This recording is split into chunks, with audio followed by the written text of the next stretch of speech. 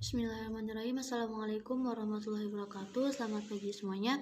Kami dari kelompok 2 akan membahas tentang tema Guidance and Counseling Service, yang mana layanan bimbingan dan konseling. Nah, anggota kelompok kami berjumlah 3 orang. Yang pertama saya sendiri, Mas Huda Fitri. Yang kedua, Mas Abdullah Muhammad Islamuddin. Dan yang ketiga adalah Mbak Asinda Fathu Rizki. Nah, dalam mata kuliah bimbingan konseling kami diampu oleh Bapak Imron Roshidi. Nah, dalam pereferensian kami mengambil 2 buku referensi. Yang pertama adalah Guidance and Counseling, dan yang kedua adalah Theory and Practice of Counseling and Psychotherapy. Nah, dalam sebab-sebab yang akan kami bahas itu ada 5 macam. Yang pertama, Guidance Service, the problem in counseling service in the type of guidance service. Yang kedua, the technique of understanding individual, non-test and test technique. Yang ketiga, basic concept of counseling. Yang keempat, personal characteristic of effective counselors. Dan yang kelima adalah organizing guidance and counseling service at school level.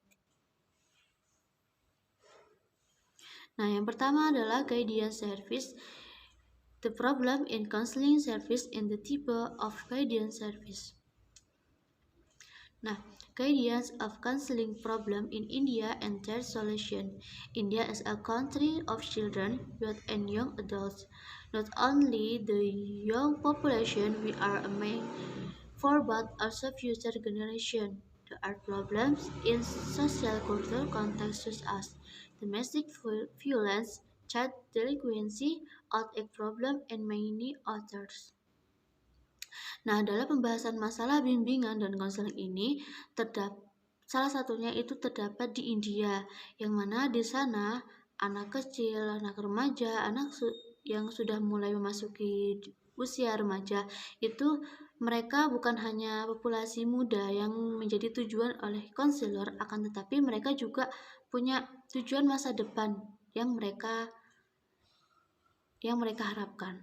Nah, dalam hal ini juga di sana terdapat berbagai macam masalah atau masalah yang harus dihadapi dalam masyarakat sana, seperti misalnya dalam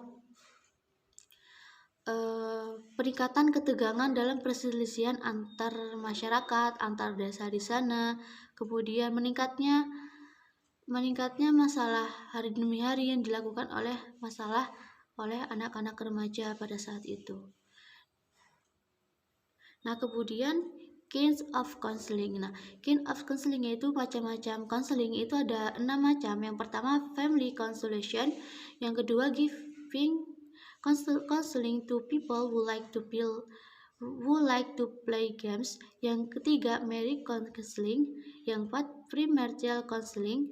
Yang kelima, women's counseling. Yang keenam, the weak part of counseling. Nah, yang pertama adalah family counseling, yang mana family counseling ini merupakan adalah peran utama yang sangat penting dalam konsultasi keluarga. Nah, yang mana tadi adalah family counseling itu adalah konsultasi keluarga. Nah, konsultasi ini merupakan konsultasi pertama kali yang dilakukan oleh konselor. Nah, seorang konselor itu pertama kali melakukan pertemuan keluarga, yang dimana pertemuan keluarga itu tidak hanya dilakukan oleh satu keluarga, akan tetapi dilakukan oleh beberapa keluarga, antara 4 atau 5 keluarga yang itu dikumpulkan dalam satu ruangan, yang mana di sana seorang konselor akan mewawancarai kliennya. Nah, setelah itu konselor tersebut setelah mewawancarai kliennya, seorang konselor itu pun melakukan pendekatan terhadap keluarga si klien tersebut. Nah, jadi seorang konselor ini bisa tahu apa sih yang terjadi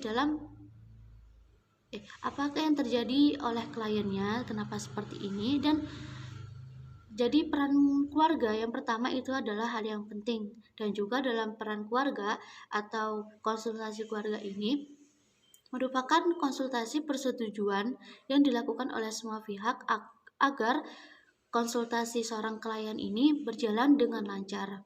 Nah, yang kedua adalah giving counseling to people who like to play games. Nah, yang mana di sana adalah memberikan konseling kepada orang yang suka bermain. Dalam artian yang suka bermain itu biasanya dilakukan oleh anak-anak remaja. Nah, anak-anak remaja itu sering kali melakukan kesalahan-kesalahan yang mana berakibatkan beberapa orang merasa dirugikan. Nah, di sini juga dijelaskan bahwa kenakalan remaja, yang mana kenakalan remaja ini tumbuh pada saat mereka itu sudah mulai akan pubertas, akan dewasa. Nah, yang mana pada saat itu anak-anak kan mulai kepo, mulai ingin tahu apa yang dilakukan oleh orang-orang dewasa dan lain-lain. Nah, dalam hal ini seorang peran keluarga itu juga sangat penting karena waktu yang banyak dihabiskan oleh seorang anak itu adalah waktu bersama orang tuanya. Tidak hanya di sekolah. Jadi di sekolah hanyalah untuk membimbing mereka, akan tetapi di rumah seorang orang tua itu sangat penting dalam pertumbuhan anaknya tersebut. Nah, jadi orang tua itu berperan penting dalam pertumbuhan sang anak, entah itu dalam pergaulan dengan teman-temannya, pergaulan dengan lingkungannya, seperti itu. Jadi, giving counseling to people who like to play games itu adalah bimbingan konseling terhadap orang-orang yang suka bermain. Nah, jadi di sana si konselor ini juga memantau bagaimana si kliennya ini dalam kehidupan sehari-harinya itu seperti apa, pergaulannya itu seperti apa, tidak hanya dalam pergaulan temannya, akan tetapi pergaulan dengan lingkungannya itu juga berpengaruh pada sifat anak tersebut. Yang mana pada saat anak ini, misalkan ya, anak ini dulunya suka belajar, jarang keluar rumah, pendiam, dan lain-lain. Ketika masuk sekolah dalam beberapa bulan, dia pun sudah mulai berubah, tidak seperti dulu. Misalkan disuruh ibunya belajar, tapi dia menolak, malah keluar bermain bersama teman-temannya. Nah, dalam hal ini, seorang orang tua itu juga berperan penting dalam pertumbuhan anaknya. Jadi sama-sama saling membantu. Nah, kemudian marriage counseling. Nah, yang mana konseling dalam pernikahan. Seorang konselor pernikahan itu harus benar-benar menyadari atau harus benar-benar memberitahukan bahwa kepada seorang dua pasangan yang ingin menikah. Nah, yang mana dalam pernikahan ini merupakan proses berkelanjutan antara dua individu yang saling bertemu. Nah, dua individu yang saling bertemu ini tidak hanya dalam saling berpapasan, bisa juga mereka sudah kenal mulai kecil, sudah kenal waktu pas belajar, ataupun sudah kenal dalam rekan kerja. Nah, dalam konseling pernikahan ini itu dibutuhkan bahwa bagaimana sih tujuan dalam pernikahan. Nah, karena di dalam tujuan pernikahan itu tidak hanya dalam bahagianya saja, karena di dalam pernikahan itu pasti ada naik surutnya. Tidak hanya bahagia saja, kan tetapi banyak sekali cobaan-cobaan yang akan diterima. Nah, dalam konseling ini, maka konselor ini harus memberikan petuah atau memberikan konsultasi nanti kalau setelah menikah ini seperti ini. Seperti itu. Jika misalnya mendapatkan masalah harus diselesaikan baik-baik, tidak langsung bertengkar langsung pulang ke rumah orang tua, seperti itu. Jadi karena misalkan sama-sama tidak tahu tujuan untuk menikah, itu maka ditakutkan pernikahannya itu tidak lama, hanya sebentar, karena lebih memilih egonya masing-masing. Nah, jadi dari itu si konselor ini harus memberikan apa sih tujuannya menikah itu seperti apa dan hikmahnya menikah itu seperti apa. Jadi pernikahan itu tidak hanya sebuah permainan, akan tetapi pernikahan itu sampai kita berpisah. akhir hayat seperti itu. Nah, kemudian dalam pernikahan ini juga memiliki tujuan, yang mana dalam pernikahan itu tidak hanya dalam kesenangan saja, tidak hanya dalam kasih sayang saja, akan tetapi dalam menikah dua insan atau dua individu ini menjadi partner dalam kehidupannya, bisa menjadi sahabat, bisa menjadi orang yang saling kasih sayang seperti itu. Kemudian premarital counseling. Nah, konseling pranikah konseling. Nah, pranikah konseling ini merupakan sama halnya di marriage counseling ya, kan tetapi di premarital counseling ini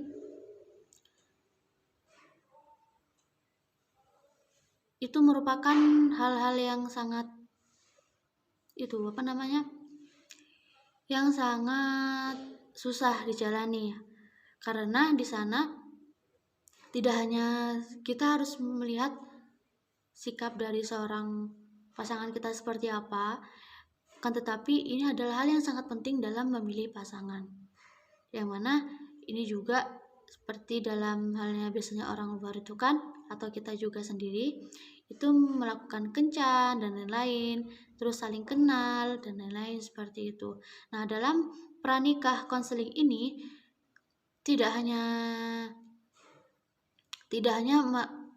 pertemuan dua individu, akan tetapi bisa juga ini dilakukan oleh ada keluarga yang ikut campur, seperti misalkan perjodohan. Nah, seperti itu. Jadi di dalam konseling pranikah itu lebih banyak dilakukan oleh perjodohan, yang mana kita tidak saling mengenal, kemudian kenal hanya sebentar, seperti itu. Kemudian women's counseling. Nah, women's counseling adalah konseling wanita yang mana pada akhir tahun 60-an gerakan pembebasan wanita yang ingin bebas, karena wanita tidak hanya karena sebagian wanita ada yang berpikir bahwa tidak semua wanita berakhir dalam pernikahan. Nah, karena dalam pernikahan itu hal-hal yang sangat tabu ya. Nah, jadi sebagian wanita mungkin ada yang sudah trauma dalam pernikahannya, jadi dia tidak mau menikah lagi, dia hanya mementingkan karirnya, bekerja dengan keras, mementingkan keluarganya. Seperti itu. Jadi konseling wanita ini juga penting. Bagaimana sih kodratnya wanita? Kodratnya wanita itu sama, tidak membanding-bandingkan. Akan tetapi alangkah baiknya jika wanita ini supaya punya pelindung lah, seperti itu. Tapi bisa kembali ke diri masing-masing, karena ditakutkan setiap wanita itu memiliki traumanya masing-masing. Tidak hanya masalah ini cuma satu orang ya, semua. Jadi seorang konselor harus pandai-pandai bagaimana sih kita harus menenangkan klien kita misalkan dalam tentunya rumah tangganya. Jadi si wanita ini trauma, tidak ingin menikah lagi, dia hanya berfokus pada karirnya, menjadi sukses dan lain-lain. Nah, yang mana pada zaman sekarang banyak wanita yang lebih mementingkan karirnya, seperti itu. Kemudian the weak part of counseling. Nah, yang keenam adalah bagian lemah dalam counseling. Nah, karena para konselor itu memiliki banyak kekurangan. Nah, tidak semua konselor itu memiliki pemahaman atau kepekaan yang sama terhadap kliennya. Nah, maka dari itu konselor ini pada umumnya itu memiliki pengalaman yang terbatas. Jadi di setiap dia ada klien yang konsultasi, nah pasti kan tidak setiap klien itu merasakan puas apa yang diucapkan oleh konselornya. Kemudian maka dari itu sebelum seorang konselor ini harus melakukan penelitian atau melakukan menyusun sebuah tulisan atau apa yang akan ditanyakan oleh kliennya. Jadi pada saat kita bertanya kepada klien itu tidak kagok, tidak ada keheningan. Kalau bisa itu dihindari, karena ditakutkan si klien tersebut merasa tidak nyaman atau merasa tidak cocok dengan konselornya tersebut. Seperti itu.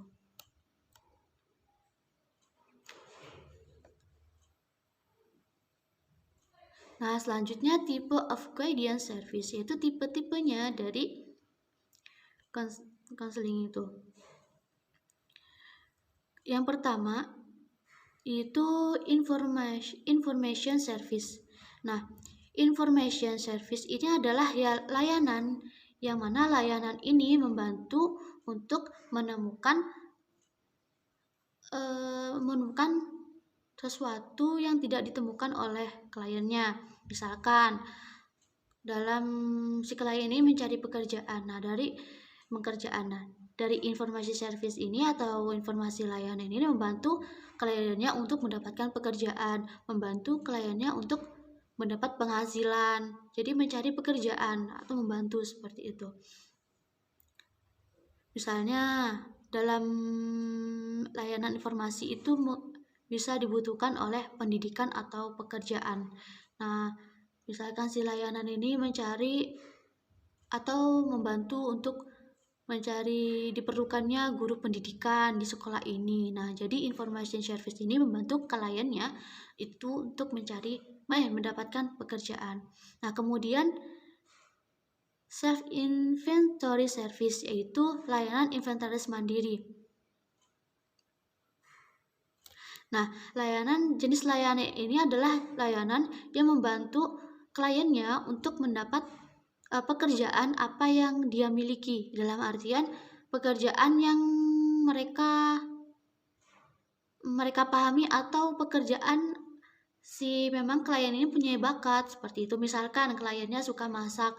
Nah, jadi self inventory service ini membantu kliennya dalam pekerjaannya tersebut. Jadi mencari lowongan pekerjaan dari restoran, warung makan, dan lain-lain seperti itu. Kemudian personal data collection service, yaitu layanan pengumpulan data pribadi, yang mana layanan ini untuk memberikan dasar bagi konseling yang efektif. Nah, jadi tujuan dari layanan ini itu memberikan kemudahan kepada kliennya dalam mencari datanya, seperti data membuat KTP, membuat SIM, dan lain-lain. Kemudian layanan yang keempat yaitu counseling service, yaitu layanan counseling.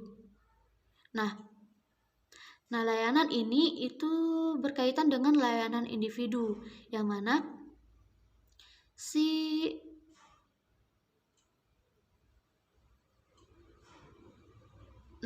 mana dalam hal ini si konselor ini membantu kliennya untuk mencari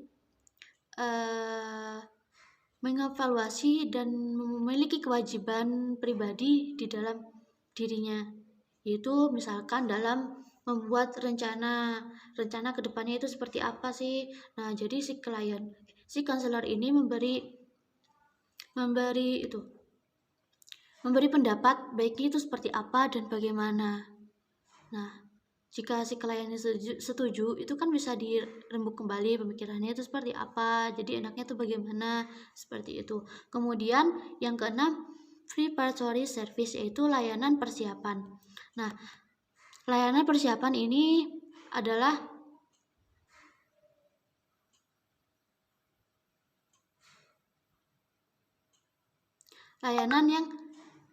layanan yang dilakukan oleh si kliennya.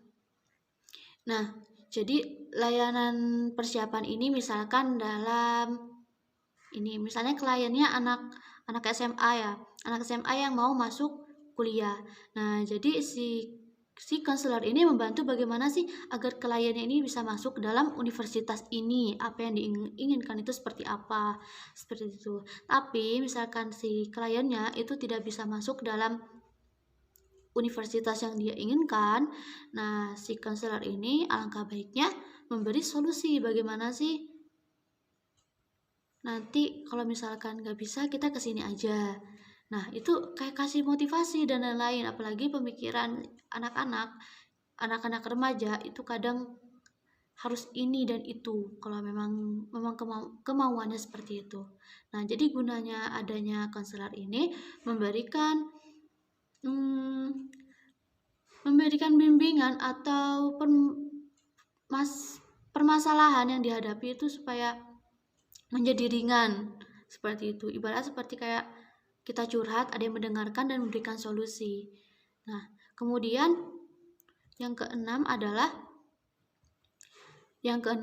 placement service, yaitu layanan penempatan. Nah, dalam placement service ini si konselor atau fungsi lain ini membantu individu untuk membuat persiapan yang tampaknya ini cocok buat si klien tersebut. Misalkan dalam pekerjaan yang dia inginkan. Jadi dalam layanan penempatan ini, si layanan penempatan ini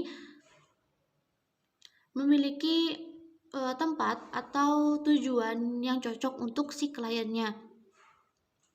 Misalkan dalam si kliennya ini pandai memperbaiki sepeda motor. Nah, jadi si layanan penempatan ini menempatkan kliennya di bengkel. Terus ada lagi si kliennya pandai dalam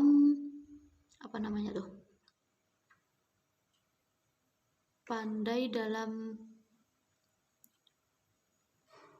mengajar. Nah, bisa juga itu ditempatkan dalam sekolah-sekolah dan lain-lain. Nah, kemudian yang ketujuh, follow up service, yang mana layanan tindak lanjut. Nah, layanan ini berkaitan dengan membantu individu untuk membuat penyesuaian kembali yang diberlakukan atau diinginkan setelah memasuki pendidikan dan pekerjaan mereka. Nah, jadi layanan tindak lanjut adalah layanan yang mana si klien ini sudah masuk di dalam pekerjaannya, sudah masuk di dalam sekolahnya, udah masuk dalam universitas yang diinginkan. Nah, jadi tidak hanya berhenti dalam situ di sana saja, akan tetapi dalam layanan tindak lanjut itu harus melanjutkan ke depannya seperti apa.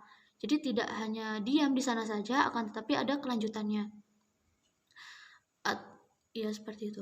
Nah, kemudian yang kedelapan, research service. Nah, research service adalah layanan penelitian, yang mana layanan penelitian ini adalah layanan yang sangat penting untuk keberhasilan bimbingan yang mereka bimbing atau klien yang mereka bimbing. Nah, jadi ini adalah layanan penelitian, yaitu layanan yang terakhir. Jadi seorang konselor atau yang lain-lain itu ya mempunyai klien. Nah, mereka akan meneliti bagaimana perkembangan si kliennya tersebut, apakah meningkat, apakah tetap saja, apakah tidak ada kemajuan. Nah, jadi bagaimana sih supaya mereka ini tetap maju, bagaimana motivasinya agar mereka tetap semangat, dan lain-lain. Jadi dalam bimbingan ini, dalam layanan semua layanan penelitian atau jenis-jenis penelitian, ini merupakan hal yang sangat penting dilakukan oleh konselor. Nah, jadi jenis layanan bimbingan ini yang tadi sudah saya jelaskan itu ada 8 macam. Itu merupakan hal-hal yang sangat penting yang dilakukan oleh seorang konselor terhadap kliennya. Bagaimana sih perkembangan si klien saya, bagaimana sih kepuasan hatinya dalam bersama saya. Dan yang terakhir itu adalah yang penelitian yang dilakukan oleh konselor terhadap kliennya. Jadi dalam penelitian tersebut si konselor ini meneliti kliennya. Jika kliennya itu bebas, sukses, berhasil, pastikan senang, seperti itu. Baik, selanjutnya akan dilanjutkan oleh rekan saya. Baik, pembahasan selanjutnya ialah mengenai individual understanding techniques, teknik memahami individu.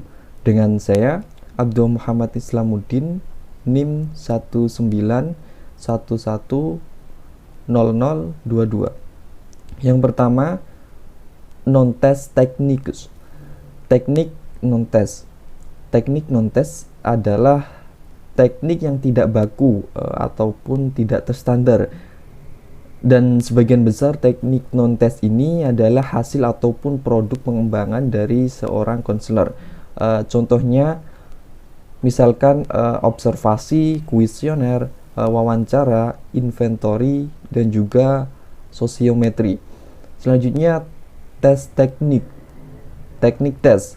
Teknik tes ini adalah teknik yang baku dan juga berstandar, yang mana teknik tes ini biasanya berkaitan dengan pengukuran psikologis dengan menggunakan alat-alat tes yang standar dan juga terstruktur, seperti contohnya yaitu tes kecerdasan, tes bakat, tes kepribadian, dan lain sebagainya.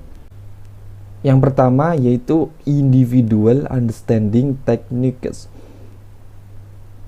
Teknik memahami individu. Satu, autobiografi. Yang kedua, anecdotal record, catatan anekdot.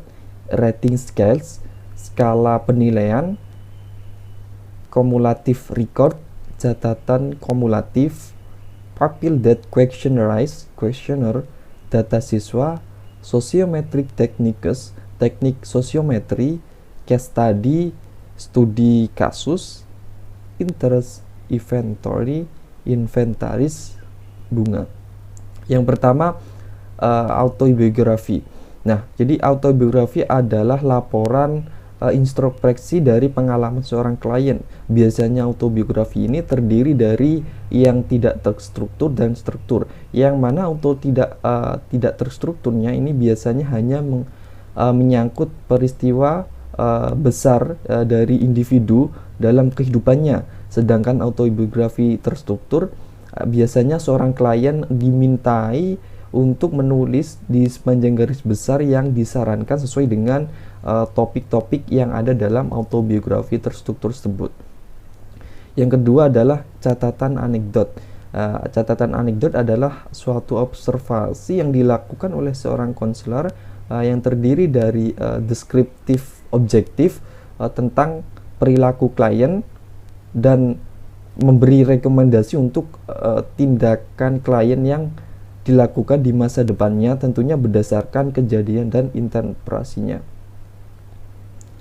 Yang ketiga yaitu skala penilaian.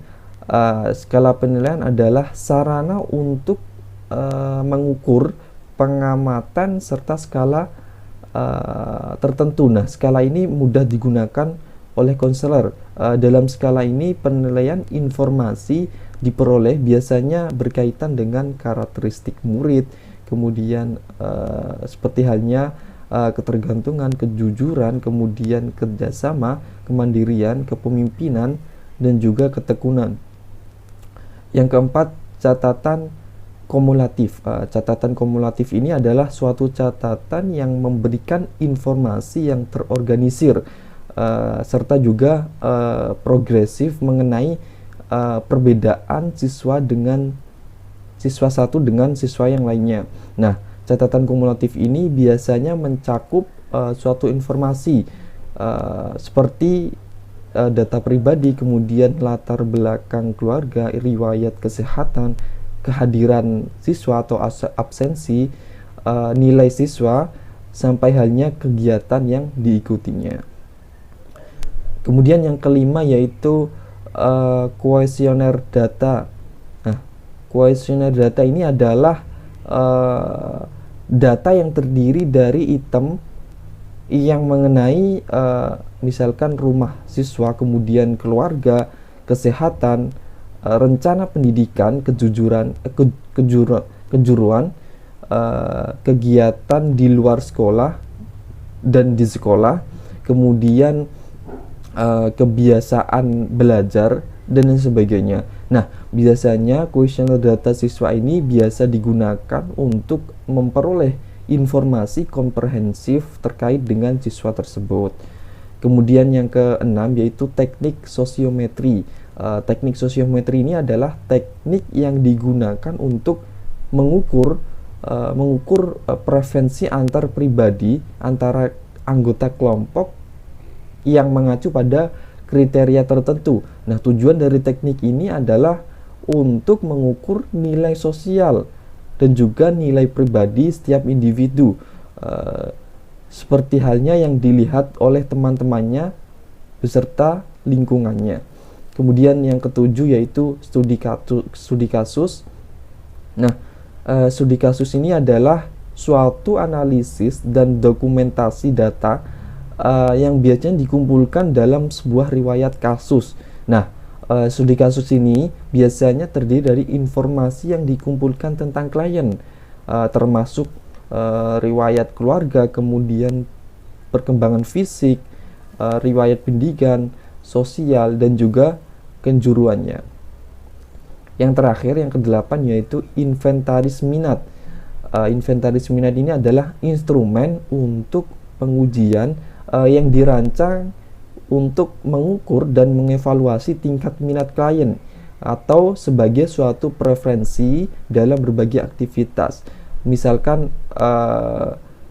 seperti halnya tes minat, kemudian inventaris minat ini biasanya dilakukan dengan pengujian yang meliputi pengamatan perilaku secara langsung dan juga tes kemampuan serta inventaris pelaporan diri yang menarik dalam kegiatan pendidikan.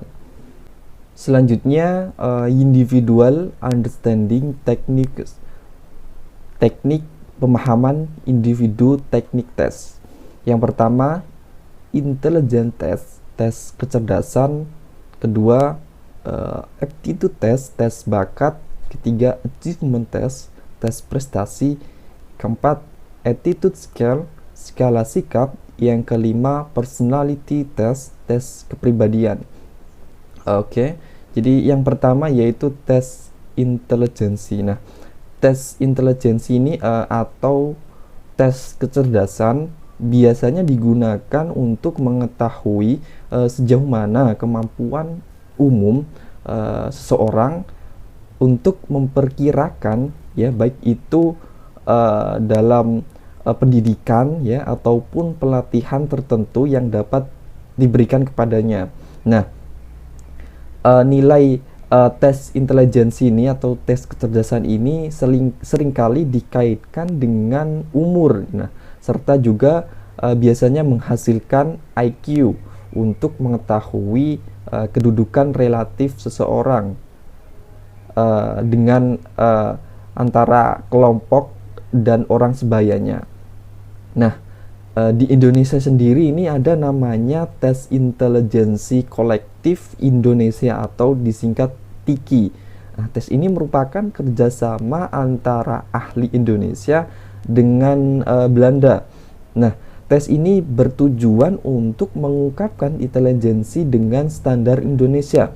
Tes ini biasanya terdiri dari 3 kelompok, yaitu TIKI dasar untuk sekolah dasar sampai SMP kelas 2, kemudian TIKI menengah untuk siswa SMP kelas 3 dan juga SMA, dan juga ada TIKI tinggi untuk mahasiswa dan juga orang dewasa. Kemudian selanjutnya yaitu tes bakat. Tes bakat adalah kemampuan khusus. Nah, karena memang tes ini adalah tes perbedaan antar individual, karena bakat merupakan atau menunjukkan keunggulan atau keistimewaan kemampuan khusus yang dimiliki. Maka tes bakat ini dapat diartikan sebagai batas kemampuan individual masing-masing atau kekuatan kemampuan setiap individu. Adapun tujuan daripada tes ini adalah untuk mengetahui bakat seseorang, yaitu dapat melakukan diagnosis dan prediksi terhadap seseorang, dan tujuan dari diagnosis tersebut adalah untuk mengetahui bakat. Dengan begitu, dengan kita mengetahui yang sebelumnya kita tidak tahu, dengan diagnosis maka akan terlihat potensi yang dimiliki seorang tersebut. Lalu dengan tujuan prediksi sendiri itu adalah untuk memprediksi kemungkinan, ya, atau kesuksesan serta kegagalan seseorang dalam bidang tertentu untuk masa depannya. Kemudian tes achievement. Tes achievement ini sesuai dengan namanya tes achievement atau prestasi. Nah, hal ini lebih fokus untuk mengatur kepada suatu subjek yang spesifik. Nah, biasanya tes ini disusun dan dibuat oleh guru-guru itu sendiri ya ketika di sekolah. Nah, pada level sekolah dasar misalnya, nah utamanya itu adalah penekanan tes achievement lebih kepada skill umum, seperti halnya membaca, kemudian menulis, dan juga aritmatika atau berhubungan dengan angka. Nah, pada level sekolah menengah, tes achievement ini biasanya mencakup evaluasi kompetensi minimum pada murid sehingga sering digunakan untuk syarat mendapatkan nilai yang diharapkan. Kemudian skala sikap. Skala sikap skala sikap ini adalah ekspresi seberapa besar kita menyukai atau tidak menyukai berbagai hal. Nah, skala sikap ini mewakili evaluasi dan juga kinerja kita terhadap berbagai objek apapun, kemudian baik itu berupa peristiwa atau orang serta juga situasi. Nah, karakteristik yang menentukan dari sikap ini adalah bahwa mereka mengekspresikan evaluasi sepanjang garis, baik itu suka atau tidak suka, baik itu pro atau anti, mendukung atau tidak menyukai, baik itu positif maupun negatif. Kemudian tes kepribadian. Nah, sebagian besar beranggapan bahwasanya kepribadian ini menunjukkan hanya bentuk fisik saja. Nah, namun istilah kepribadian sebenarnya memiliki arti yang sangat luas. Dalam hal ini mencakup berbagai aspek, seperti halnya emosional, kemudian motivasi, sikap, dan bahkan moral seseorang. Kepribadian sendiri adalah mengacu pada kombinasi yang unik dari karakteristik masing-masing individu, yang mana akan mengarahkan orang tersebut untuk berperilaku dengan cara tertentu secara konsisten. Nah, biasanya tes kepribadian ini membantu individu dalam menyelesaikan konflik emosionalnya. Nah, diagnosis kepribadian ini menjadi sangat penting ketika kesulitan yang dihadapi pada individu dalam mengambil keputusan, tentunya terkait dengan misalkan pilihan pendidikan ataupun dalam dunia pekerjaannya. Sebagai seorang psikolog klinis ya atau konselor dapat menggunakan penilaian pribadi ini untuk membantu memilih terapi terbaiknya untuk kliennya. Dengan demikian, penilaian kepribadiannya akan menjadi begitu penting untuk konseling pendidikan, kemudian karir pribadi dan juga sosial. Untuk materi selanjutnya yaitu tentang basic concept of counseling, konsep dasar konseling. Yang akan kita bahas yang pertama yaitu definisi, a process, pendekatan, kemudian stage of the counseling process, tahapan proses konseling, individual counseling, konseling individu, group counseling, konseling group. Yang pertama yaitu definition of counseling to according expert, pengertian konseling menurut para ahli.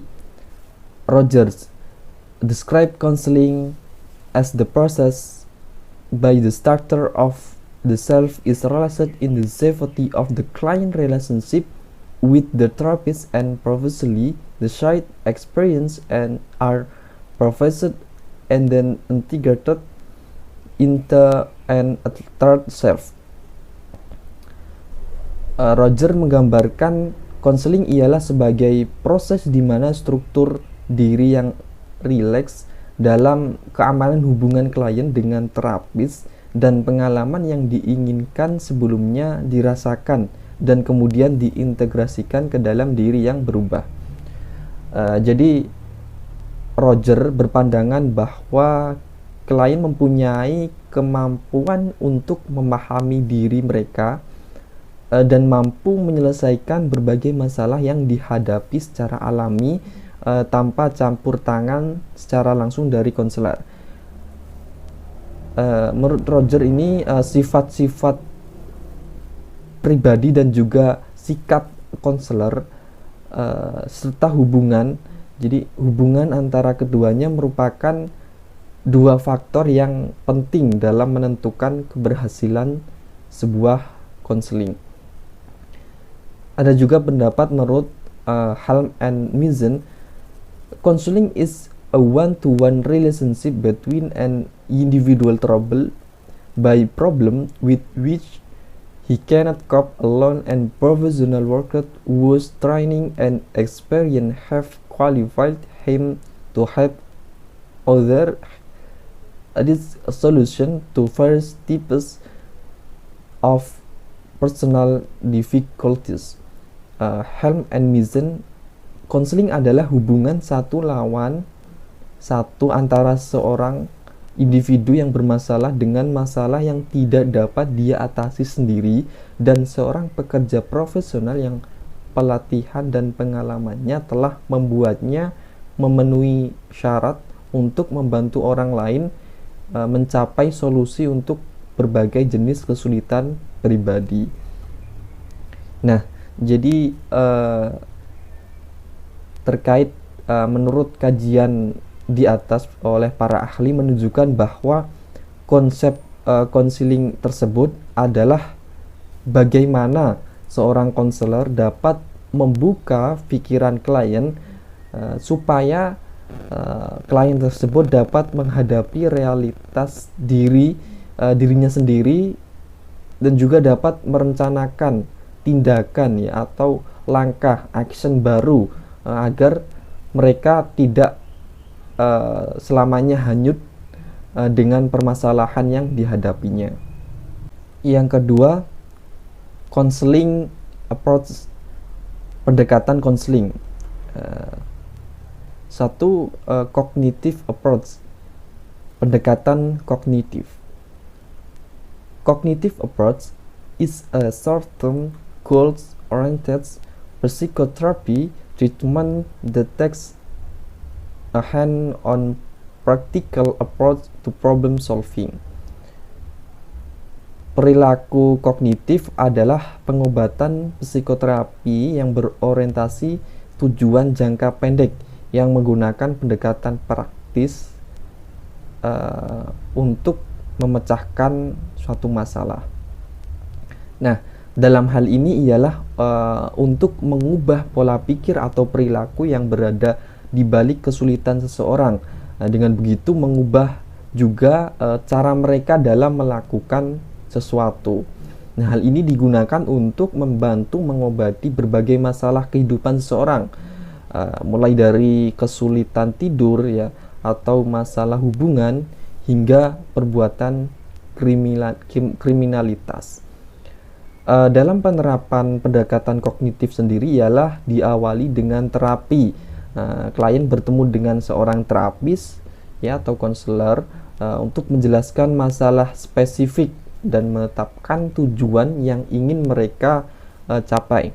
Nah, biasanya diawali dengan klien dan terapis akan bersama-sama memutuskan topik utama yang ingin mereka kerjakan minggu ini. Mereka juga akan memberikan waktu untuk mendiskusikan kesimpulan dari sesi sebelumnya, dan mereka akan melihat kemajuan dari waktu ke waktu yang telah dilakukan, yang telah ditentukan terhadap perkembangan kondisi klien. Nah, di akhir sesi mereka akan merencanakan step selanjutnya yang akan dilakukan seiring dengan keadaan ya atau perkembangannya seorang klien tersebut. Kemudian yang kedua yaitu environmental approach ya atau pendekatan lingkungan. Environmental approach is a interdisciplinary field focused on the interplay between humans and their surroundings.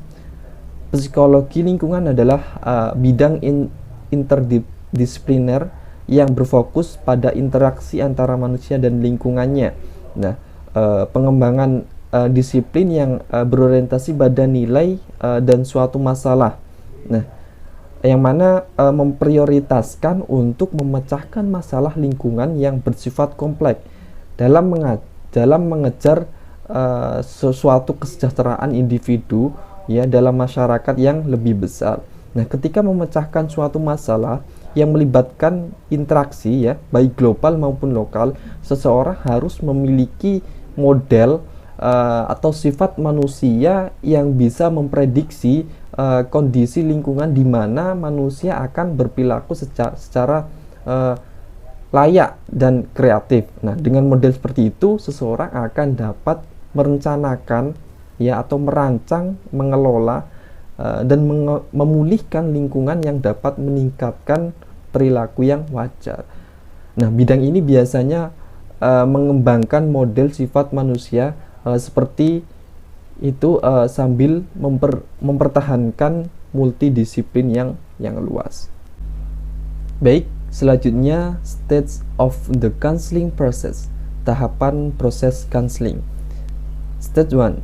The first stage is the awareness of need for help. Tahap pertama adalah kesadaran akan kebutuhan untuk bantuan. Nah, jadi mungkin beberapa orang mempunyai suatu permasalahan, akan tetapi belum tahu mau apa yang akan keputusan apa yang mau akan diambil.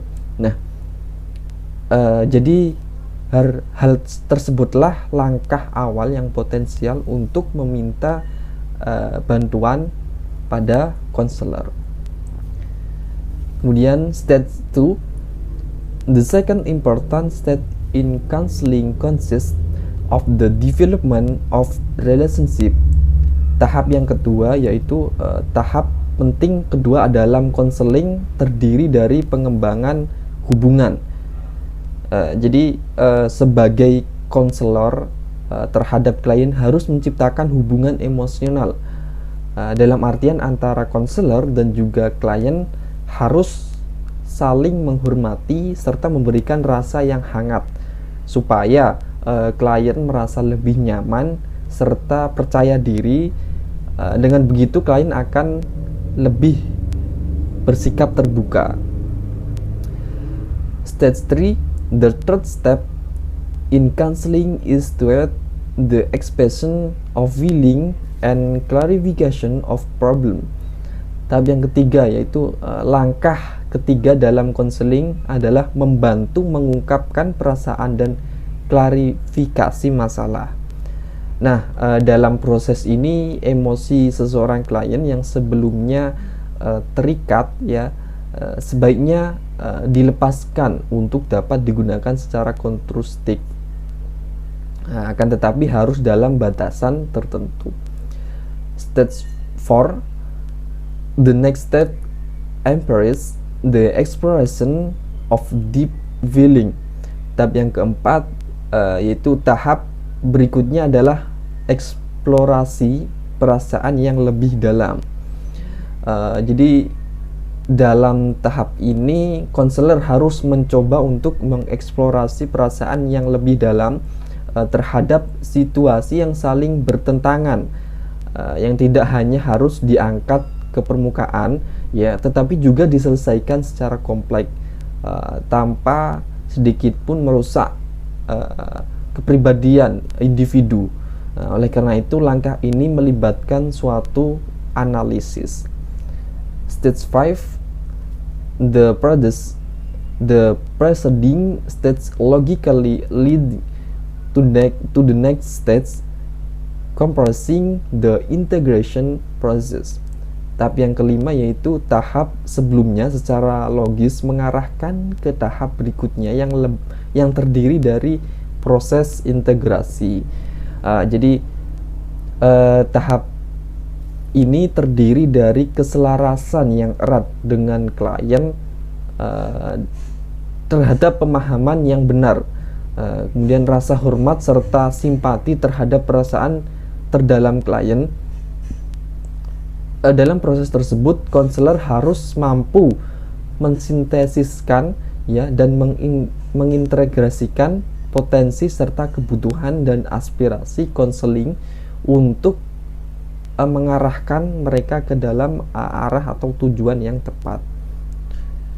Stage 6, the next stage, talks not spelled of very clearly, is connected with the time perspective.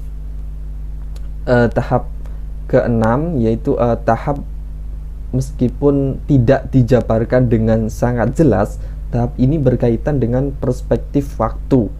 Klien biasanya bingung tentang perspektif waktu mereka. Secara alami mereka tampak bingung. Jadi karena mereka tidak dapat menjelaskan kepada diri mereka sendiri ya bagaimana ya dan mengapa suatu bisa terjadi, ya biasanya akan membuatnya merasa terpuruk ya atau sedih. Nah, dalam hal ini harus bisa mengetahui perspektif daripada klien tersebut. Stage 7, this stage is one of developing the awareness of the counsel. Tahap ketujuh ini merupakan salah satu pengembangan kesadaran konseling. Nah, jadi sebagai konselor ataupun psikoterapis harus menekankan pentingnya dalam membantu klien, baik itu memperoleh wawasan tentang dirinya serta wawasan tentang dunia di sekitarnya. Menurut Ellis, tidak dapat disangkal fakta bahwa pengembangan kesadaran adalah yang paling penting karena istilah wawasan intelektual dan emosional. Nah, wawasan intelektual sendiri yaitu pemahaman rasional yang mana adalah bentuk awal ya atau kondisi yang diperlukan untuk wawasan emosional tersebut. Misalnya seseorang mengalami ketakutan parah pada saat melihat ular. Nah, ketika dia menyadari bahwa objek itu bukan ular tetapi hanya seutas tali, dengan wawasan intelektualnya dia menjadi tidak takut. Nah, dalam proses inilah pentingnya psikoterapi ya, kesadaran yang bisa tidak terlalu ditekankan. Nah, ada pengertian lain di mana kesadaran ini digunakan untuk bisa merujuk pada kesadaran akan tujuan ya, arah di mana diri akan menjangkau dan bergerak maju. Stage ke-8, therefore this stage is the actually test to determine the success of counseling. Nah, tahap ke-8 ini ya, oleh karena itu tahap ini merupakan ujian yang sebenarnya untuk menemukan keberhasilan konseling. Nah, jadi tahap terakhir dalam konseling ya, tahap ini merupakan tahap yang paling penting. Nah, di mana seseorang klien didorong untuk memperoleh secara maksimal dari psikoterapi ya atau konseling terkait dalam bagaimana ya atau menyesuaikan diri dengan atau bagaimana seorang individu tersebut dapat bisa menyesuaikan diri dengan dunia kenyataan atau realitas kehidupannya. Kemudian selanjutnya individual counseling. Individual counseling is the component of guidance aimed at helping an individual to plan, to do, or to adjust according to his particular needs. Konseling individu adalah komponen bimbingan yang bertujuan membantu individu untuk merencanakan, melakukan, atau menyesuaikan diri dengan kebutuhan khususnya. Nah, jadi kebutuhan individu ya akan bantuan dalam membuat keputusan ya, merencanakan suatu tindakan dan membuat penyesuaian terhadap situasi kehidupan yang dapat dipusatkan di bidang pengalamannya, baik itu sekarang ya ataupun masa depannya. Nah, jadi tujuan konseling individu ini adalah untuk membantu individu menemukan penyebab yang mendasar dari masalahnya. dalam kesulitannya mungkin berasal dari pengalamannya, baik itu di rumah ya ataupun di sekolah, di tempat kerja, atau bahkan dalam hubungan sosial atau kegiatan lainnya. Kemudian metode pendekatannya ialah yang pertama, yaitu menyadari adanya kesulitan ya dan penyesuaian yang serius dari klien. Kemudian yang kedua yaitu mengumpulkan data ekstensif tentang klien serta mencatat dalam bentuk riwayat sebuah kasus. Kemudian yang ketiga yaitu menafsirkan dan mengevaluasi data tersebut dalam kaitannya dengan gejala yang diamati. Kemudian yang ketiga yaitu merekomendasikan pengobatan yang tepat ya dari apa yang telah didapatkan dari data-data yang dicari tadi. Kemudian yang kelima yaitu menerapkan terapi dan juga menindaklanjuti kasus ya untuk tujuan menentukan jenis tingkat penyesuaian yang harus dilakukan. Selanjutnya, group counseling. Group counseling is an extension of individual counseling. In group counseling, a number of individuals work together with a professional counselor to learn to resolve personal and interpersonal concern. Konseling kelompok merupakan perpanjangan dari konseling individual. Dalam konseling kelompok, sejumlah individu bekerja sama dengan konselor profesional untuk belajar memecahkan masalah pribadi dan interpersonal. Jadi dalam konseling kelompok ini individu mengeksplorasi ya dan menganalisis masalah mereka bersama-sama. Nah, sehingga mereka dapat belajar memahami dan mengatasi ya dengan baik. Nah, serta juga belajar ya dalam lingkungan kelompok tersebut ya sama-sama belajar membuat pilihan dan juga keputusan yang relevan atau yang valid. Nah, kemudian pengalaman kelompok akan lebih mudah ya karena membantu mereka untuk merasakan lebih dekat dengan orang lain, menemukan dan memberikan dukungan secara emosionalnya akan lebih terbantu, serta untuk memahami dan menerima mereka secara sendiri ya, serta orang lain. Jadi konseling kelompok ini tidak cocok jadi konseling kelompok ini tidak cocok untuk setiap individu karena beberapa individu menganggap situasi kelompok terlalu mengancam ya. Mungkin bagi mereka yang memiliki sifat introvert ya ataupun mungkin ada masalah dalam dirinya, masalah pribadinya, nah itu tidak cocok, tidak disarankan. Nah, apalagi beberapa individu memiliki tingkat yang toleransi yang sangat rendah dan tidak akan mampu mengadopsi perilaku sesuai dengan tuntunan kelompok dalam konseling kelompok ini. Selanjutnya adalah karakteristik pribadi seorang petugas BK. Nah, di sini ada beberapa karakteristik efektif seorang petugas BK. Yang pertama adalah effective therapists have an identity. Artinya seorang petugas BK itu harus memiliki identitas, yaitu mampu mengenali diri mereka sendiri. Misalnya harus tahu kemampuannya sampai seberapa, kemudian bagaimana beliau cara dalam mengatasi suatu masalah, menghadapi hal-hal yang penting, dan lain sebagainya. Misalnya ketika dihadapkan dengan seorang klien, dia harus terlebih dahulu mengukur dirinya sendiri. Oh, saya ini sudah mampu menuntaskan atau membantu klien ini. Oh, saya rasa ini masalahnya saya belum bisa mengatasinya. Itu harus sudah bisa diukur sendiri. Yang kedua adalah effective therapists respect and appreciate themselves. Artinya adalah terapis yang efektif itu bisa menghormati dan menghargai diri mereka sendiri. Misalnya wujud menghormati dan menghargai diri mereka itu dengan cara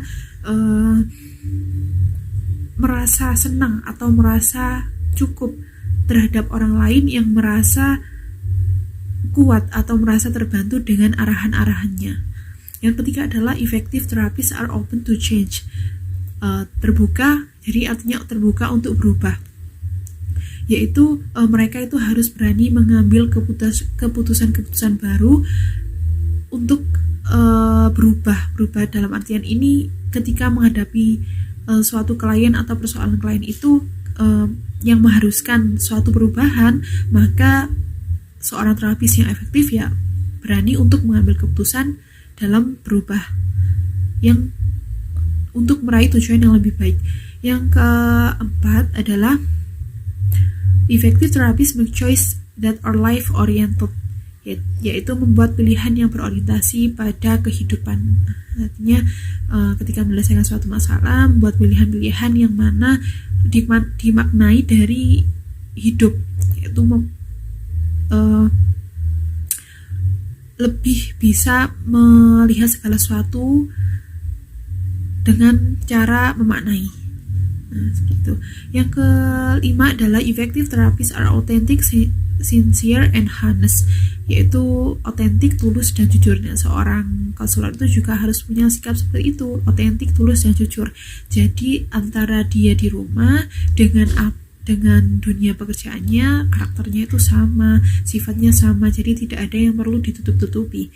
Yang keenam adalah effective therapists have a sense of humor, punya selera humor. Nah, selera humor di sini dimanai bahwasanya seorang yang humoris itu kan mampu melihat segala sesuatu berdasarkan perspektif yang lebih luas. Jadi kalau seorang konselor ini juga harus punya pemikiran atau perspektif yang lebih luas dalam menghadapi segala sesuatu. Yang ketujuh adalah effective therapists make mistake and are willing to admit them, yaitu ketika membuat kesalahan harus berani mengakui. Seorang konselor ketika membuat kesalahan dia juga harus berani mengakui, tapi bukan berarti mereka merasakan penyesalan yang berlarut-larut. Kalau terlalu berlarut-larut, nanti takutnya akan berpengaruh terhadap penyelesaian kasus-kasus terhadap klien yang berikutnya.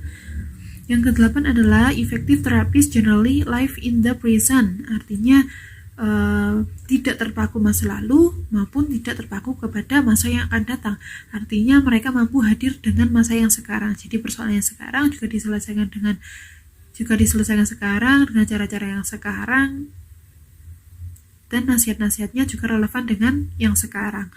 Yang ke-9 adalah effective therapists appreciate the influence of culture, yaitu menghargai pengaruh budaya. Nah, kadang-kala kan seorang klien itu berasal dari ras, suku, budaya yang berbeda-beda. Maka dari itu seorang konselor juga harus mampu memahami dan menghargai culture atau budaya orang masing-masing. Nah, hal ini tujuannya yaitu agar atau sebagai rasa kehati-hatian seorang konselor dalam memberikan arahan atau nasihat-nasihat kepada kliennya. Yang ke-10 adalah effective therapists have a sincere interest in the welfare of other, yaitu memiliki keinginan tulus terhadap kesejahteraan orang. Nah, hal ini didasari dengan seorang konselor itu yang efektif, yang baik itu harus punya rasa hormat, kemudian punya rasa perhatian dan kepercayaan, serta penghargaan terhadap orang lain.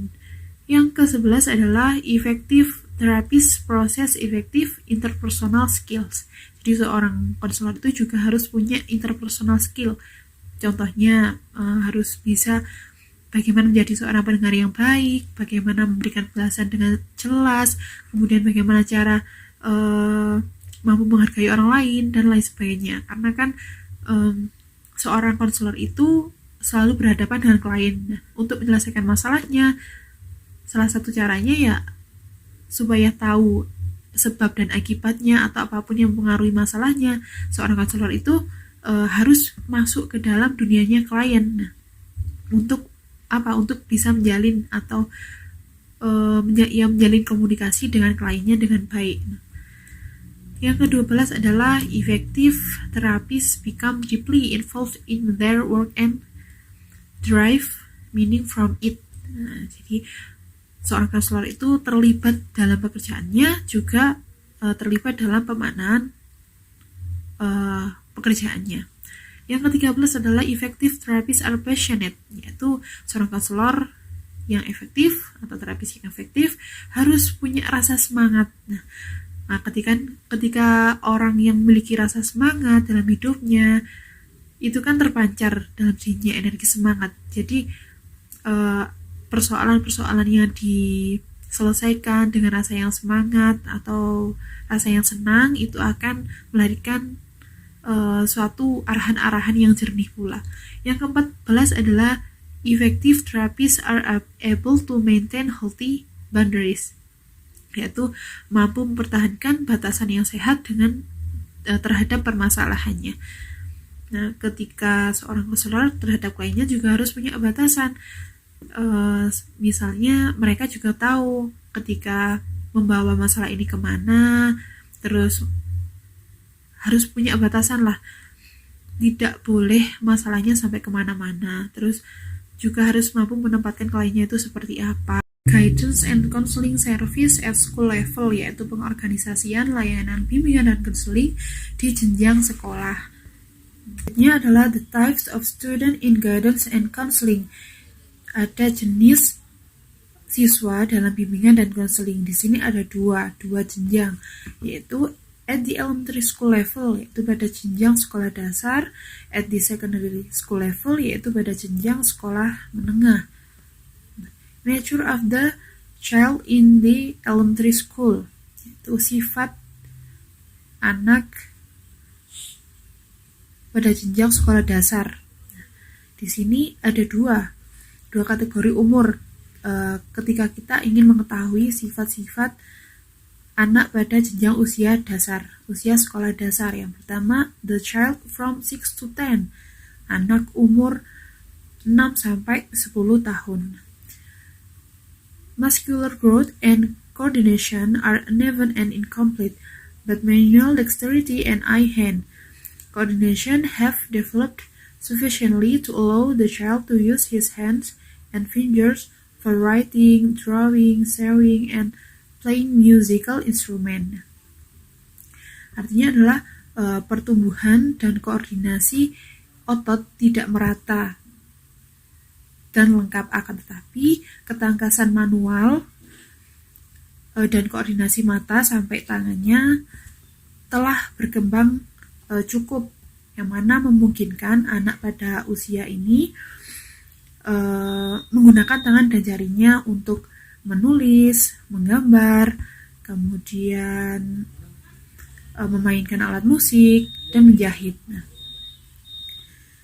di sini dapat dipahami bahwasanya anak usia 6 sampai 10 tahun itu dalam segi fisiologis perkembangannya tidak terlalu terlihat secara signifikan. Akan tetapi pada perkembangan psikologis dapat dilihat dari perkembangan antara ketangkasan mata sampai tangannya itu berjalan, dibuktikan dengan mereka itu senang melakukan aktivitas seperti menggambar, kemudian menulis, memainkan alat musik, dan menjahit. Kemudian ciri sifat yang kedua pada anak jenjang level sekolah dasar ini, yaitu pada umur 10 sampai 13, yaitu the child from 10 to 13. This is the period when children are showing a tendency to draw away from adults and to turn toward their peers for companionship and for modes of living. Ini merupakan periode ketika anak-anak menunjukkan kecenderungannya untuk menjauh dari orang dewasa dan memilih ke teman sebayanya untuk menjadi persahabatan dan cara hidup. Di sini dapat dipahami bahwa anak pada usia 10-13 tahun itu sudah beralih senang berteman dengan teman sebayanya, sudah lingkungannya sudah senang campur sama teman sebayanya, dan orang-orang dewasa yang di sekitarnya yang sebelumnya mereka sangat akrab itu sudah mulai tidak terlalu menjalin komunikasi, tetap menjalin komunikasi akan tapi lebih senang ketika berkomunikasi dengan teman sebayanya. The chief goal of guidance at this stage is to help provide a warm and friendly school setting in which the pupil adjustment and learning are enhanced. Tujuan utama bimbingan pada tahap ini adalah untuk membantu menyediakan lingkungan sekolah yang hangat dan bersahabat, di mana penyelesaian pembelajaran siswa lebih ditingkatkan. Nah, di sini maksudnya adalah bimbingan yang tepat untuk mengatasi atau membimbing anak-anak pada jenjang sekolah dasar ini, yaitu dengan menyediakan lingkungan sekolah yang hangat dan bersahabat, yakni misalnya kan masa-masa anak usia 6-13 tahun kan masa penyesuaian, yang mana sebelumnya kan memang sekolah itu hanya beberapa jam saja dan waktunya banyak dihabiskan dengan orang tuanya di rumah, bermain dan lain sebagainya. Nah, kemudian ketika masuk ke dunia sekolah yang mana jamnya sudah berubah, waktunya lebih banyak di sekolah, maka ini diperlukan penyesuaian yang dapat membantu siswa dalam menyesuaikan sesuai dengan porsinya. Artinya lingkungan sekolah itu juga harus dibentuk secara hangat dan bersahabat, dan lingkungannya itu juga harus memberikan pengalaman yang menarik. Nah, misalnya di lingkungan sekolah diberikan pembelajaran tentang belajar kelompok. Nah, di sini kan siswa juga belajar bagaimana nanti akhirnya menghargai pendapatnya orang, kemudian bekerja sama dengan orang, bertanggung jawab dengan tugasnya sendiri-sendiri atau tugasnya secara kelompok dan lain sebagainya. Itu kan dapat membantu menguatkan pengalaman anak-anak di usia penyesuaian ini. Kita masuk kepada sifat dari siswa jenjang sekolah menengah. Ada 3. Yang pertama adalah adolescents are in a period of change. Nah, remaja berada dalam masa perubahan. Nah, tentu sudah kita pahami bahwa memang masa remaja itu merupakan masa yang penuh dengan perubahan dan perkembangan, dimulai dari fisik, mental, sosial maupun emosional. Yang kedua adalah adolescents differ in growth and development, yaitu pertumbuhan dan perkembangan remaja itu berbeda. Nah, maksudnya di sini adalah masa pubertas seorang remaja itu berbeda antara satu dan yang lainnya, itu berbeda dan tidak sama, sehingga pertumbuhan baik fisik, mental, sosial, dan emosionalnya itu tidak bisa disamaratakan. Yang ketiga adalah adolescents differ in attitude and interest, yaitu remaja berbeda dalam sikap dan minat. Jadi sikap dan minatnya setiap remaja itu tentunya berbeda, terutama dipengaruhi oleh lingkungannya. The guidance counselor relationship with high school pupils must display warmth, understanding, and friendliness by which a bond of confidence and trust can be built between him and the pupils. Nah, sehingga bimbingan yang tepat pada anak usia menengah ini yaitu seorang konselor dapat menjalin hubungan dengan siswa sekolah menengah, yaitu harus menunjukkan kehangatan, pengertian, keramahan yang dengannya ikatan kepercayaan dan kepercayaan dapat dibangun antara dia dan murid, sehingga maksudnya di sini adalah bimbingan yang tepat bagi anak usia atau jenjang menengah ini, yaitu dengan seorang konselor harus bisa membangun kepercayaan antara dia dengan murid tersebut. Nah, karena pada dasarnya murid atau anak pada usia remaja ini mereka mempunyai ide, punya minat dan emosi yang mana mereka selalu ingin mengekspresikannya. Jadi mereka itu hanya butuh atau lebih butuh pada pengakuan atas apa yang mereka perbuat. Next adalah need of student in counseling, yaitu kebutuhan siswa dalam konseling. Terdapat beberapa kebutuhan siswa di jenjang menengah yang dapat dibantu dengan layanan konseling, yaitu terkait kebutuhan seperti adjustment to secondary school, yaitu penyesuaian ke sekolah menengah. Biasanya kan terjadi transisi antara sekolah dasar menuju ke sekolah menengah yang mana memang membutuhkan penyesuaian. Nah, dalam ini perlu memang bimbingan atau konseling dalam menyesuaikan diri, seperti menyesuaikan diri dengan guru-guru yang banyak, yang memang dulunya gurunya hanya satu, dan lain sebagainya. Yang kedua adalah decisions about leaving school, yaitu keputusan tentang meninggalkan sekolah. Nah, terdapat beberapa anak yang memang melakukan pendidikan, akan tetapi setiap tahunnya membawa perubahan semakin turunnya hasil belajar. Nah, dalam hal ini konsultasi dan konseling terkait keputusan tentang meninggalkan sekolah itu diperlukan. Yang ketiga ada learning problems, yaitu terkait masalah pembelajaran. Misalnya konsultasi mengenai kesulitan dalam pemahaman atau suka atau tidaknya dengan guru ataupun dengan materinya dan lain sebagainya. Itu perlu adanya bimbingan untuk membantu mendiagnosis masalah belajar yang mereka rasakan dan merencanakan langkah-langkah untuk mengatasi permasalahan tersebut. Selanjutnya juga ada decisions about college, yaitu keputusan tentang perguruan tinggi. Nah, konseling tentang keputusan mengenai perguruan tinggi atau melanjutkan ke perguruan tinggi mana itu juga sangat diperlukan, karena konseling dapat membantu mengarahkan mana yang cocok dan sesuai dengan apa yang dibutuhkan oleh siswa tersebut. Yang kelima juga ada emotional development and guidance, yaitu pengembangan dan bimbingan emosional.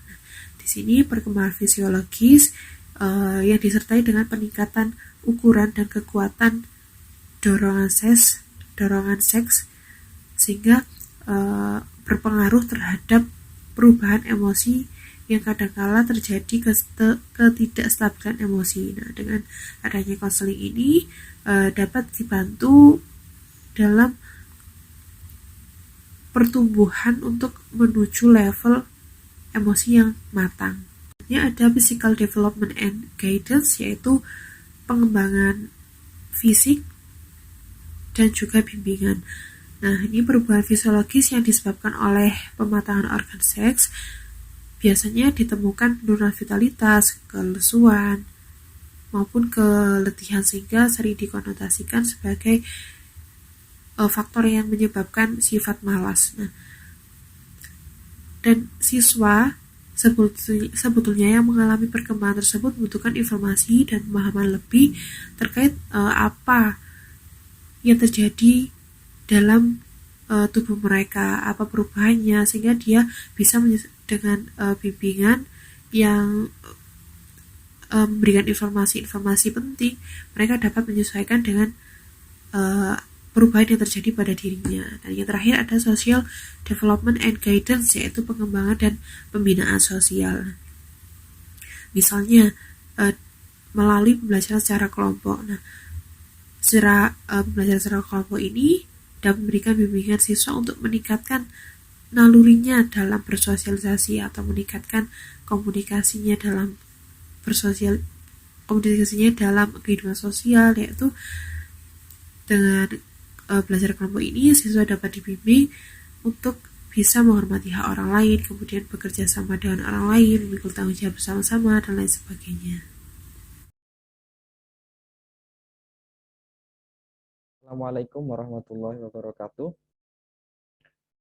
Waalaikumsalam warahmatullahi wabarakatuh. Di sini saya sebagai konselor ya, dan ada salah satu peserta didik yang memiliki masalah terkait dengan street parent. Oke. Ya, Jadi kalau boleh tahu siapa nama adik? Nama saya Osinda Fatahur Rizky. Oke. Eh, Sebenarnya masalah street parent apa yang adik alami? Saya itu merasa terlalu dikekang orang tua saya, terlebih yang membuat saya sangat jengkel itu ketika saya ingin keluar tapi selalu tidak dapat izin dari mereka. Oke, jadi adik sering tidak diberikan izin ketika akan keluar, seperti itu ya. Ya, Kemudian biasanya kalau izin keluar tersebut, biasanya adik izinnya pergi kemana kalau boleh tahu? biasanya saya pergi ke rumah teman, kalau nggak gitu ya ngerjakan tugas, kadang ke kafe, nongkrong. Keluarnya cuma itu aja, nggak aneh-aneh kok. Oke, jadi sebenarnya apa sih yang membuat adik bersikeras untuk tetap keluar walaupun katanya tadi orang tua tidak mengizini kan? Nah, itu apa yang sebenarnya Ya, membuat adik berlaku tersebut? ya saya itu pengen kayak teman-teman saya yang kemana-mana dengan gampang diizini orang tuanya, ke sana ke sini boleh, nggak susah-susah izin. Itu saya. Oke, kalau boleh tahu sebenarnya gimana reaksi orang tua ketika adik melakukan hal tersebut? eh, Orang tua saya tuh ketika saya minta izin, seolah-olah itu saya nggak becus untuk menjaga diri saya sendiri. Jadi mereka itu langsung kayak protektif banget, nggak boleh ke sana, nggak boleh ke sini gitu. Dan biasanya marah. Oke, jadi mungkin adik ini sudah melakukan lebih dari sekali atau mungkin sudah berkali-kali seperti itu ya mungkin. Ya. Kalau boleh tahu sejak sejak kapan sebenarnya adik melakukan hal tersebut? Sejak saya kelas 10 SMA. Pokoknya sejak saya masuk ke jenjang SMA. Ya, mungkin karena menganggap bahwasanya sudah mengajak pada masa dewasa ya adik mungkin memiliki keinginan sendiri yang tidak berbeda dari orang tua adik seperti itu mungkin ya. Ya. Oke, jadi bagaimana perasaan adik terhadap eh, kesalahan yang memang adik buat kan tadi tidak boleh untuk keluar, tetapi adik tetap memaksa untuk keluar. Nah, sebenarnya perasaan adik itu gimana sih? Sebenarnya dalam diri saya ya punya rasa bersalah, tapi kembali lagi saya itu pengen memanfaatkan masa muda saya dengan sebaik-baiknya. Ya sebagaimana anak muda biasanya main ke sana ke sini, menghabiskan waktu banyak dengan teman-temannya seperti itu. Oh iya, mungkin Meskipun saya tahu konsekuensinya. iya memang mungkin juga orang tua menganggap masa-masa SMA adalah masa-masa yang rentan ya, apalagi adik sebagai perempuan ya dan juga eh, Ya, anak satu-satunya perempuan juga mungkin orang tua agak sedikit khawatir seperti itu mungkin ya. Oke, ya. jadi kemudian selama adik melakukan hal tersebut, apakah ada pembangkangan dari adik atau mungkin sering membantah ketika disuruh ini, disuruh itu. Nah, apakah hal tersebut juga pernah dilakukan adik? Kalau membanggang ketika disuruh ini itu jarang, tapi lebih seringnya itu menanyakan kenapa saya ini nggak boleh keluar, kenapa saya selalu dikekang seperti itu. Tapi mereka tetap kekeh kalau saya ini nggak boleh keluar kemana-mana gitu loh. Oke, jadi uh, hanya yang diherankan hanya kenapa sih sebenarnya kok nggak diizinin keluar seperti itu. Ya, Tapi untuk uh, segala lainnya ya itu tetap tetap patuh gitu ya. Oke, mungkin uh, tipe orang tua adik mungkin yang tidak gampang percaya pada anaknya, apalagi adik juga satu-satunya anak perempuan juga mungkin orang tua juga merasa sangat khawatir. Nah, jadi mungkin saya sedikit memberikan sedikit solusi ya uh, yang saya tangkap. Jadi uh, dari orang tua adik mungkin untuk masa-masa yang baru beranjak dewasa, masa-masa SMA sekarang kan salah satu masa-masa yang rentan ya. Apalagi adik sebagai perempuan juga. Nah, itu orang tua adik bermaksud untuk menjaga dengan kuat ya, atau memiliki kasih sayang yang sangat kuat. Nah, dengan begitu makanya adik tidak diboleh untuk keluar kemana-mana. Nah, uh, akan tetapi seharusnya sebagai orang tua itu tidak menentukan tujuan daripada uh, si anak, tapi harus mengarahkan. Jadi misalkan anak ingin seperti seperti ini, seperti itu. Nah, itu bisa didiskusikan, ya, bukan kokoh menentukan anak ingin seperti ini, seperti itu. Jadi sebagai orang tua harus juga membangun komunikasi yang baik. Bagaimana keinginan atau tujuan anak yang akan diharapkan. Nah, sebagai orang tua juga harus mengingatkan. Ya, jadi harus serta mengarahkan pada hal yang lebih baik apabila anak tersebut menyeleweng, bukan menentukan sesuai keinginan orang tua. Nah, kemudian kita juga sebagai anak juga harus patuh. Nah, karena apa? Karena ada hadis seperti halnya hadis riwayat At-Tirmidzi, karena ridhollahu wa ridho waliden. Ridho Allah itu tergantung pada orang tua. Nah, untuk itu kita diharuskan untuk patuh ya. Karena patuh kepada orang tua adalah sama saja kita patuh kepada Allah. Selagi